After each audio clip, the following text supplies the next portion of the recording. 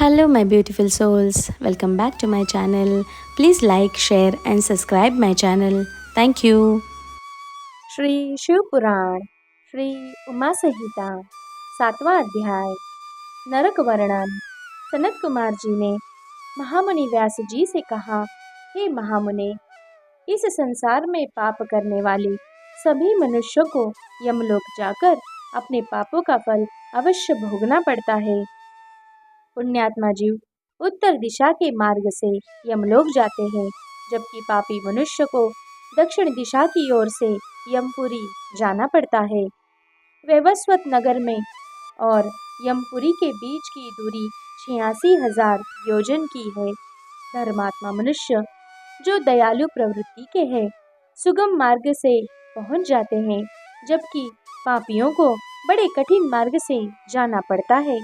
उनके रास्ते में नोकुले कांटे, गरम बालू व छुरियों जैसे नोकुले कंकड़, कीचड़, सुइयां, अंगारे, लंबे अंधारायुक्त वन, बर्फीले मार्ग, गंदा पानी, सिंह, भेड़िया, बाघ, मच्छर एवं अनेक तरह के जहरीले और भयंकर कीड़े, सांप, असुर, भैंसे एवं अनेक भयानक जीव, भूत प्रेत एवं डाकिनी शाकिनी उस पापी मनुष्य को रास्ते में कष्ट देने के लिए खड़े रहते हैं।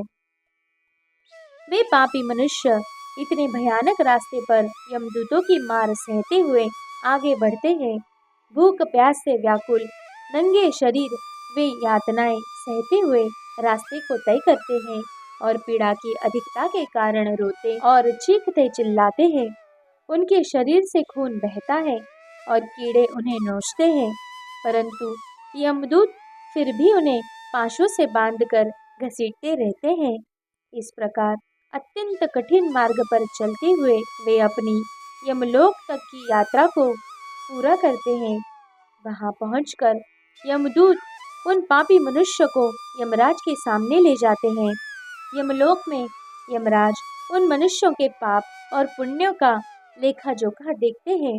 पुण्यात्माओं को यमराज प्रसन्नता पूर्वक उत्तम विमान में बैठाकर सादर स्वर्गलोक भेज देते हैं, परंतु यदि उन्होंने कुछ भी पाप किए हैं तो उन्हें उनका दंड अवश्य भोगना पड़ता है तथा अपने पापों को भोगने के पश्चात उन्हें यमदूतों द्वारा स्वर्ग भेज दिया जाता है। परंतु ऐसे मनुष्य जो सदा ही पाप कर्मों में संलिप्त रहते हैं को यमराज का बड़ा भयानक रूप देखने को मिलता है। यमराज भयंकर दाढ़ों वाले, विकराल भौहें वाले, अनेक भयानक अस्त्र शस्त्र धारण किए हुए, 18 हाथ वाले, काले भैंसे पर बैठे, अग्नि के समान लाल आंखों वाले एवं प्रलय काल की अग्नि के समान तेजस्वी भयानक रूप धारण किए दिखाई देते हैं और पापियों को बड़े कठोर दंड देते हैं। तब भगवान चित्रगुप्त धर्मयुक्त वचनों से उन्हें समझाते हैं।